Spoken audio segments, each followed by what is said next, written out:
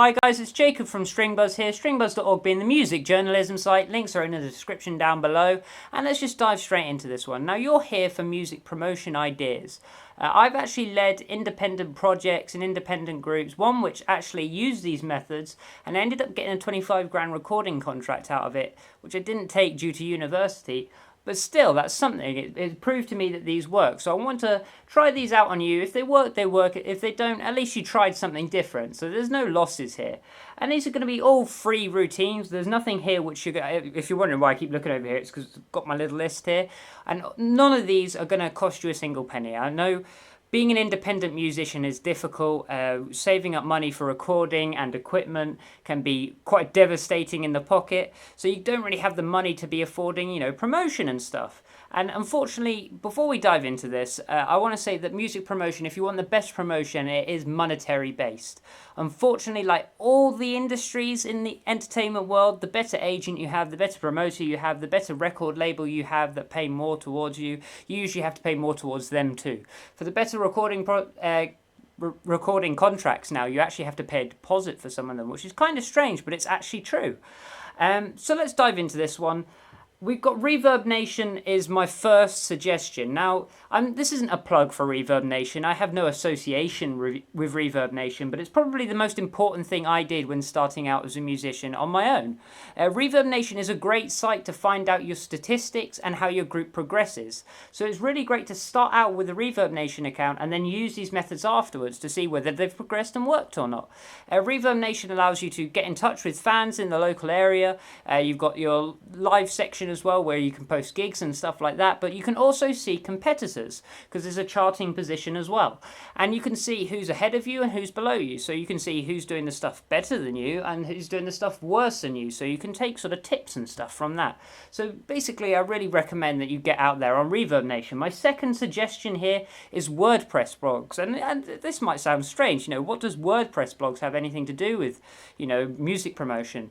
But the thing is, majority of WordPress blogs are owned by obviously independent reviewers and all these people who are just blogging, and this allows for a lot of people who, especially if you type in music review, album review, song review, if you type that into the reader on WordPress, there'll be a lot of independent reviewers looking for brand new music, mostly to review on their site for content and for hits from your fans which you've already built up, and so they'll do this for free. But the reason why this is important is because then you can class them as a professional outlet that have reviewed your tracks. If you get them to review a live gig or a gig which you've got in the area, or if you send them an EP or an album and you get a review from them, then suddenly you've got this review on a professional outlet which you can show other promoters who are going to be like, hey, people seem to like this act. I want them on my card for the upcoming gig in the local area.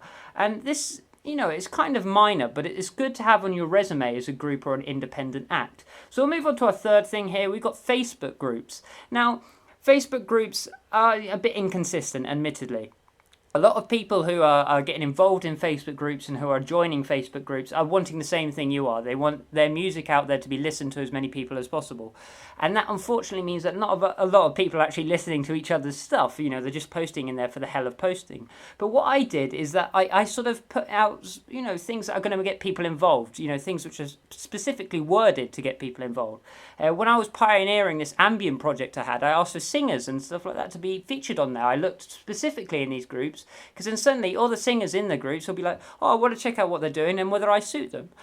It's a bit different if you're a band. There's not much you can really offer, but I say like, oh, maybe we're looking for a new producer, or we're looking for gigs in the local area, or we're looking for acts to come join us, or a collaborative effort from another singer. At least that draws people in and gives someone a reason to check out your music. You've got to give them something to view. They unfortunately, people are a little bit selfish when it comes to these things, and they don't have, well, to be honest, they just don't have time to be checking out new music all the time. So if you give them something worth viewing, which is going to help them, then it's going to help you in return. My fourth thing here, and it's sort of it carries on with what I was saying and mentioning, is collaboratives on other people's tracks, whether it be covers and stuff. Covers are a great idea to start posting to YouTube with collaborative singers. Whether you're a group or not, you can get people on board with collaboratives allows two fan groups to mix, two or more fan groups to mix, and that means that you always get overlap and people like one and like the other, so that's always growing your audience, so that's always helpful. My fifth here is prioritize content over gigging. Now, to a lot of people that sounds a bit strange, like, you earn all your money in the modern music industry from gigging. You don't earn anything from music sales, but by content I mean you've got to give people something to follow. A lot of people gig and gig and gig without a single song recorded, and they look at the Facebook page and they're just like, oh, I'm waiting for the next gig, I guess, but I've got nothing to listen to in the meantime. If you don't have to record big budget albums and EPs for content. You can just do like a live recording, a live acoustic version of a track, or anything like that. I mean, covers are obviously a great way to get people on board, but you can just do acoustic versions of your tracks just on a little camera in your bedroom or something, edit it up nicely with like a cheap recording software, and there you go. You've got content for people to listen to after you've already gone out gigging and you've got involved with other people. I've got another one here, which is submit to awards. Now, that might sound a little bit strange, but awards and radio stations, and I mean radio stations as in local radio stations, if you just keep trying to, get in touch with BBC Introducing, unfortunately, the majority of the time, they won't even get, it took like 6 times for me to submit to them before they actually played me on a single radio station. So get in touch with local radio stations and online radio stations like Radionomy.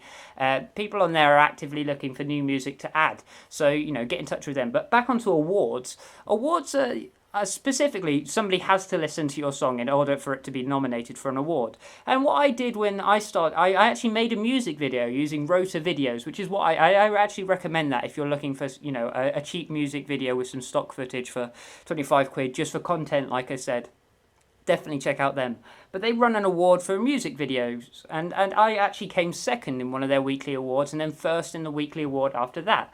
After that, then I was nominated for a Soundy International Award at the Catalan Festival in Spain. And these are how things sort of progress. You get nominated for an award and suddenly that's on your resume, and other people are like, whoa, they're good enough for that award, maybe they're good enough for our award. And it's like how on Stringbuzz here we have a weekly award for independent music and we have a monthly award for independent music. We also have an EP award and a general track award, and we have independent groups winning these awards all the time. And suddenly all these groups who are looking to see whether their name's been picked for this award are all looking at the same segment to see these different acts, and I think that's great. So you've got to really try and get in touch with these award ceremonies. Local awards are always best, these award ceremonies, because they're going to help you out a lot. And my final thing here, and it's something that doesn't really work for everyone, but it is helpful, is that you've got to be active and ask for endorsements. Although this isn't really seen as a sort of promotion method or a promotional method, but it does help a lot, because I actually got in touch with Dovetail Strings just off the bat randomly. I saw they only had like 3k likes on Facebook, and I thought, what the heck, it could be anything, and they might say no. At the time, I wasn't even using guitar in my music. All the ambient stuff was very much piano based rather than any of the guitars. And suddenly I got this lovely message back from Andy, the owner of Dovetail Strings, and he was like, yeah, well, sure, we'll endorse you. And suddenly now everything I post with that group is being shared to their audience. And other people who are endorsed by the same people will be like, hey, hang on, there's another guy here, I want to see what he's like in comparison to me. And suddenly you've got, more audience sort of streams. So get in touch with like local businesses, people like there's Cable X, who I know who do a really good endorsement, Dovetail Strings, like I've already mentioned, and all these sort of local businesses who are selling things like guitar strings, cables, guitar straps, all these little things. Don't go for the big people like Ibanez and stuff like that, because they're just gonna tell you where to go. Whereas these people are genuinely going to help towards your promotion. Now, I know this isn't a lot, guys, and I know it's not going to, bring you instant results, but it's something to think about, and it's definitely something that might help you as you, begin to make a name for yourself in the independent world. So please leave a like if it helped out. If not, if you've got any other ideas, I'd love to hear them in the comments down below, because we're going to do an article about this, which we're going to put on Stringbuzz. And if we have any suggestions which are really good, we'll have you featured on there, because I really want to help. The whole point of Stringbuzz is to help independent musicians rise up to the same level as the big signed acts which everyone hears about. So hopefully this is helpful. Let me hear, how your results went on in the comment section down below. Whether you might email us even, that would be even better actually, if you emailed us how it went from listening to this video. If you go to our site, there's loads of contact stuff there. So yeah, I hope you enjoyed this video. Subscribe if you'd like to see more, and I'll see you around next time. Bye bye.